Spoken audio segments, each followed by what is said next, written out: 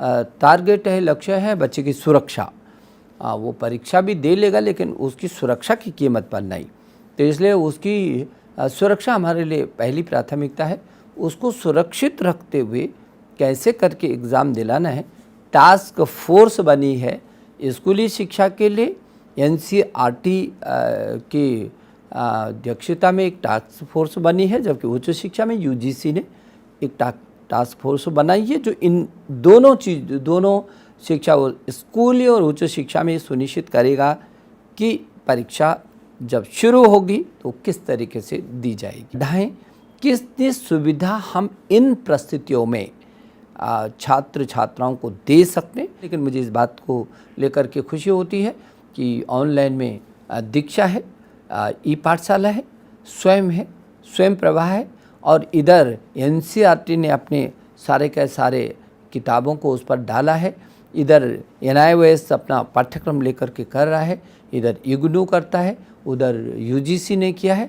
तो हम युद्ध स्तर पर जितनी भी ताकत हमारी सभी संस्थाओं में है, उन संस्थाओं की पूरी ताकत को झोंक करके और एक प्लेटफॉर्म पर ला रहे हैं। हमारे देश के प्रधानमंत्री जी ने कहा कि one nation one digital platform, उसकी भी हम लोग कोशिश कर रहे हैं कि प्रधानमंत्री ई विद्या के अंतर्गत किस तरीके से एक प्लेटफॉर्म पर ला करके और उसको उत्कृष्ट धीरे धीरे करके उसका पाठ्यक्रम, उसकी सामग्री उसको प्राप्त हो सके। हमारी लगातार कोशिश है और इसलिए पूरे देश को जो ऑनलाइन पर शिक्षा आई है उसमें निश्चित रूप में इस समय अभिभावकों का और मेरे अध्यापकों का भी बहुत बड़ा योगदान है।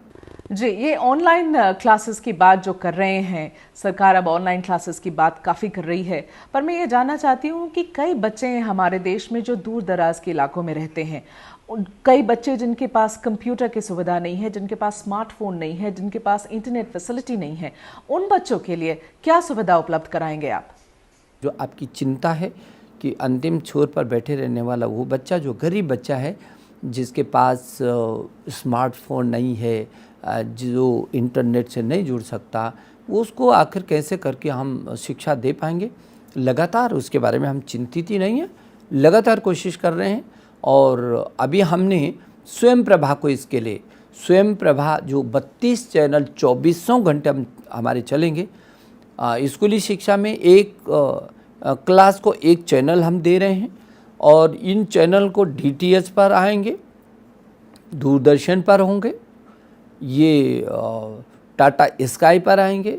तो डिश टीवी, टाटा स्काई सहित अन्य भी चैनलों को हमने इसमें समाहित करने की कोशिश की है कि उनकी मदद से हम अंतिम छोर के बच्चे पर जा सकेंगे और ये टीवी के माध्यम से हम उसको पाठ्यक्रम देंगे, उसको शैक्षणिक कैलेंडर देंगे कि कितने समय में वो बच्चा उससे जुड़े ताकि वो अपने पाठ्यक्रम को प्राप्त कर सके। हमारी कोशिश है कि हम देश के अंतिम छोर में बैठे रहने वाले बच्चे को भी ऑनलाइन से जोड़ सकें, उसको शिक्षा से वंचित नहीं रहने देंगे। हम इस दिशा में हर संभव कोशिश में जुटे हुए हैं। निशंक जी, ऐसा है, मैं आपसे एक स्पेसिफिक सवाल पूछना चाहती हूँ। ये जम्मू एंड कश्मीर के बच्चों के लिए, इसलिए क्योंकि कई इलाके हैं जम्मू एंड कश्मीर की यूनियन टेरिटरी में जहाँ सिर्फ 2G की सुविधाएं हैं फ़ोन के ऊपर। वैसे बच्चों को जहाँ पर ये फैसिलिटी ही नहीं है, उनके पास कनेक्शन ही नहीं है, वहाँ पर ऑनलाइन क्लासेस की बातें आप कर रहे हैं। हर कोने में कैसी होंगी ऑनलाइन की क्लासेस, वहाँ पर उन बच्चों का क्या होगा? यहाँ बच्चों की एक तो मौसम बिल्कुल अलग है और उसकी भौगोलिक स्थिति बिल्कुल भिन्न है, तो उस तक कैसे करके जाएं, हम लोग कोशिश करें। जैसे रेडियो के माध्यम से कैसे जाएंगे, इसी दूरदर्शन के माध्यम से, टीवी के माध्यम से कैसे जाएंगे, हम सभी रास्ते निकाल रहे हैं। चाहे लद्दाख का क्षेत्र है और जम्मू कश्मीर का क्षेत्र है, वहाँ हमारा विशेष ध्यान केंद्रित है। और आपको ये जानकर के खुशी होगी कि इस समय हम जम्मू कश्मीर और लद्दाख पर शिक्षा के दृष्टि से काफ़ी हमने ध्यान केंद्रित किया है। हम चाहते हैं कि जम्मू कश्मीर और लद्दाख का बच्चा वो अच्छे से उसको सुविधाएं मिलें और वो उसको ये महसूस हो कि हाँ, वो बहुत लंबे समय के बाद अभी जब ये निर्णय हुआ है तो इस निर्णय का लाभ देश के साथ उसको अच्छे से मिल सके और हम लोग लगातार कोशिश में हैं।